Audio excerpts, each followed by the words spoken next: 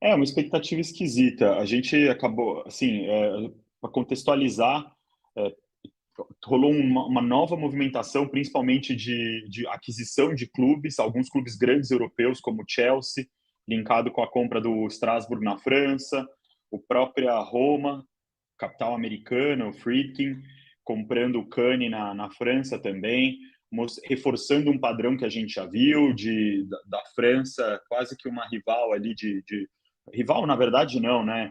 Todo mundo olha Portugal como a porta de entrada para muito talento, argentino, brasileiro, mas a França tem se consolidado como o verdadeiro portal de entrada na Europa para quase que uma afluência de talentos gigantesca.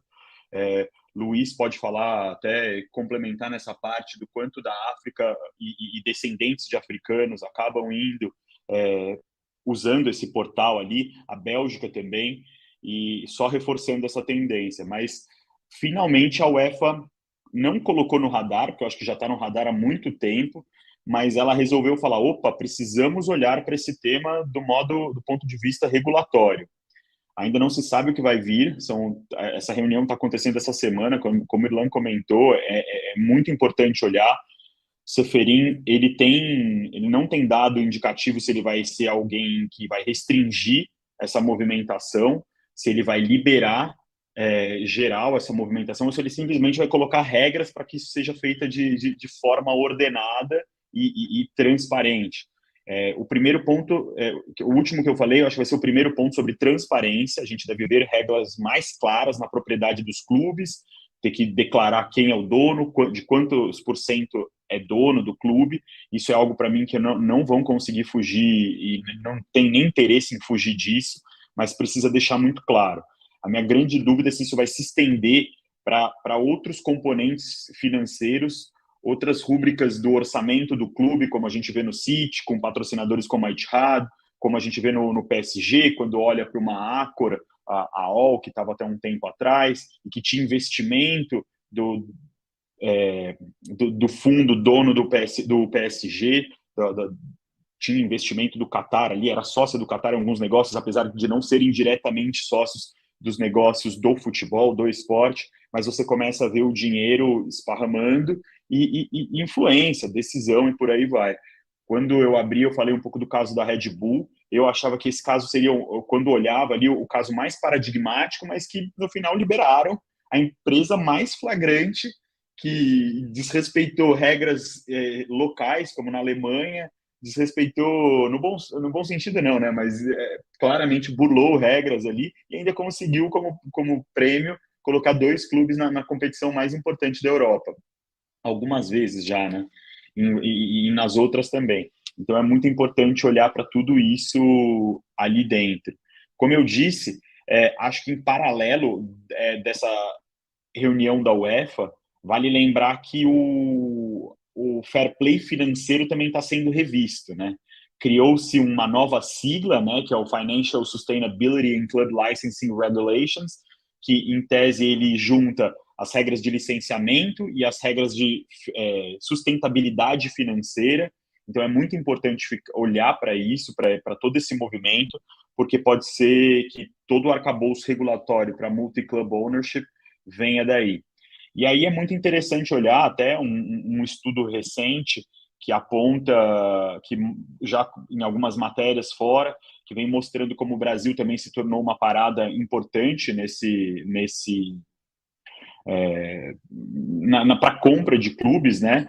E é um estudo que mostra, que levanta, acho que puxado um pouco até por John Textor, dono do Botafogo, alguém importante no cenário europeu hoje, e que mostra os três clubes brasileiros, partes de MCO que têm sido mais ativos, o Botafogo, e falando, mostrando um pouco, já são 9 jogadores vendidos entre equipes, transferidos ou vendidos, né? Não estou entrando no qual o modelo da negociação, mas que foram de um clube para o outro, já são 9 jogadores dentro da Eagle Holdings, entre clubes da Eagle. Dentro da 777 até agora foram 0, né? Tem a venda do Andrei Santos ali dentro, mas ele foi para o Chelsea, acabou não indo e ainda não tem nenhum clube que faça parte ali da 77 nem nada. E do Bahia e do City Football Group, a gente tem um jogador e 2 empréstimos dentro dessa, que é o Kaique, né, indo o Kaique do Fluminense, desculpa, ali, talento brasileiro, mas as transferências, a gente tem o Talisca e entre clubes uma, e entre clubes do City Football Group duas, principalmente entre o City e o New York City. Eu acho que E eu teve um gosto de... recente, foi o Acevedo, né? Um que saiu do New York e veio para o Bahia, né? Por isso. Sim, sim. Esse é um dos que estão nessa lista. Eu acho que, e eu gosto de colocar isso porque é um modelo que, com o novo formato de negócios que a gente está vendo nas SAFs e com essa regulação, com certeza vai acabar se esparramando para cá. Bowley, já dono do Chelsea, agora talvez futuro dono do Strasbourg, um clube na França, fala sobre isso. A própria compra do United, a entrada do Sheikh Jassim, do próprio grupo do Qatar ali dentro do bid do Sheikh Jassim, coloca também, levanta muito essa questão que eu puxei sobre a regulamentação do dinheiro, quem são os donos, de onde está vindo, como acontece o financiamento. Falando em Chelsea de novo e fazendo um gancho já com o tema de Andreassa, provavelmente deve citar isso, né? Mas como o Chelsea tem desovado dinheiro, tem liberado, vamos chamar de cap ali, né? No fair play financeiro, tem liberado espaço da folha salarial com alguns jogadores. E para completar o raciocínio aí, antes de abrir para as perguntas, para um bate-bola aí com vocês, e já entrando nesse tema da Arábia Saudita, é engraçado, eu comentei com o Irlan como Ted Lasso foi premonitório, né? Quando eles iam criar uma liga e foram atrás da principal estrela do nigeriano, parte ali do Richmond, para comprar ele, porque era exatamente isso que eles iam fazer, só que ali era em Gana.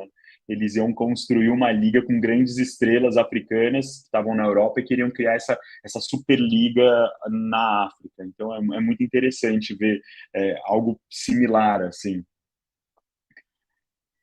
Pois é, se eu só aproveitar que a gente falou você mencionou, né, que agora a ideia do controle financeiro e do licenciamento está passando mesmo pelo mesmo viés, né, vamos dizer assim.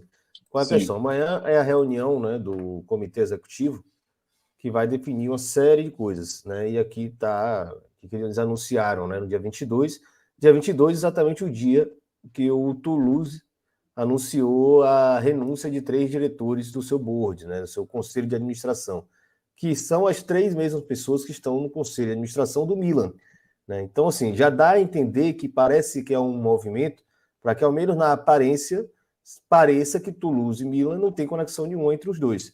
E há uma notícia no L'Equipe, que não vi em outros meios de outros países, que a empresa, né, do Gary Cardinale, que é a Redbird, estaria Sim. talvez pensando em criar uma subsidiária para cindir, né? Você teria 2 empresas diferentes que seriam donas do Milan e do Toulouse.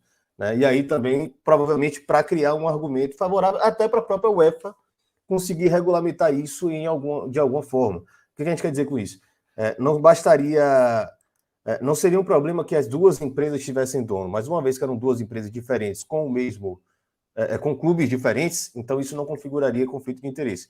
Que é uma palhaçada, né? Porque se deixar desse jeito aí, o futebol europeu inteiro vira da Arábia Saudita. Né? É só o PIF criar uma empresa diferente, cada espaço, e cada um é dono de um clube. Enfim, são especulações, né? São especulações. Perguntei para muita gente que acompanha a FIFA de perto, catei, procurei gente que eu nem conhecia, ninguém sabe o que vai acontecer amanhã. Mas o mais interessante, ou o mais preocupante, não sei, depende da perspectiva, é isso aqui. São muitos temas. A reunião está prevista para durar 3 horas só. Observe. Para decidir, né, apontamento das finais da Conference, da Champions Feminina, do Campeonato Europeu Sub-19. Olha quantas pautas, né? Parará. E aí só tem essa linha aqui. Essa linha aqui. Né? Emendas nas regulações de licenciamento de clubes e sustentabilidade financeira da UEFA. Né? Ou seja, vamos mudar nosso regulamento aqui rapidinho. Não é nem assim, vamos julgar os casos Milan-Toulouse, USG e Brighton, Vitória de Guimarães e Aston Villa. Perceberam? Então, assim, já está, pelo que foi dado nesse release aqui, que é para a imprensa, inclusive bota embaixo aqui, ó, note, avisam para a imprensa que não vai ter coletiva depois, ou seja, vamos fazer a parada acontecer rápido e depois a gente sai correndo, né? Então tá muito na cara de que eles vão flexibilizar de vez.